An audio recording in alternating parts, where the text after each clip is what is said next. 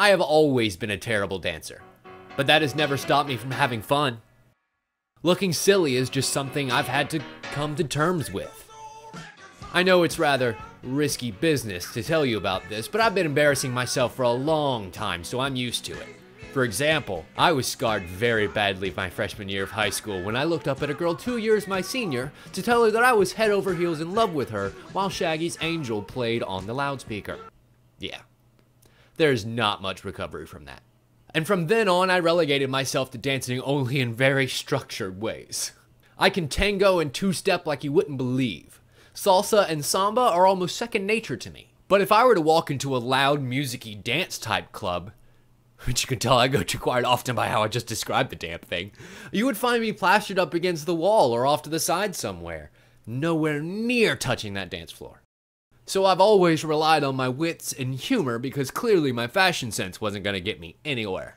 Sadly, the language of movement, the natural free-flowing form of dance has always eluded me somehow. Now, I've had to dance for theater before. I've had to learn choreography and perform very deft boy band-like maneuvers. But if I had to go out and bust a move right now? Now, I know the normal advice people give here is, well, you can't really worry about what other people think. But what if, like me, you actually do spend a lot of time building up what other people think about you? And that bit of random, unabashed stupidity could be exactly what it takes to knock your two left feet out from underneath you. But over time, I realized that that very act of worrying about what other people thought about me was exactly what made me behave in those weird and awkward ways that people shy away from.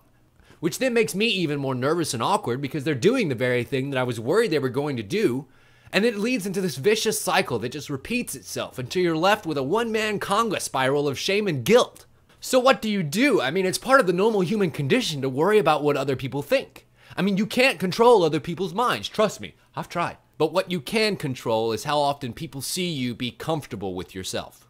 There is attractiveness in being able to just be who you are without reservation, without fear, without hesitancy. And so in the case of dance, if you are going to get out on the dance floor and bust a move, then make sure you do it with a huge dopey grin, or giant inflatable flailing arms. Something silly enough so that the world knows that you are a bad dancer by choice, damn it, and very proud of it. In the end, people are going to think about you what they want to think about you, whether it's true or not. About school, about work, about play, about dance, anything human beings can make judgments over. And that's okay. The only thing that I can do is say that I like who I am. And hope that you feel the same. I am comfortable in my own skin, but I always strive to be better. I am a terrible dancer, but that doesn't stop me from having fun. And I am silly, but that doesn't stop me from working hard. I'm all of those things, and so much more. But you know what I'm not? Afraid, self-conscious, worried, and it feels pretty good. Thank you so much for watching, everyone, and as always, we'll see you next time.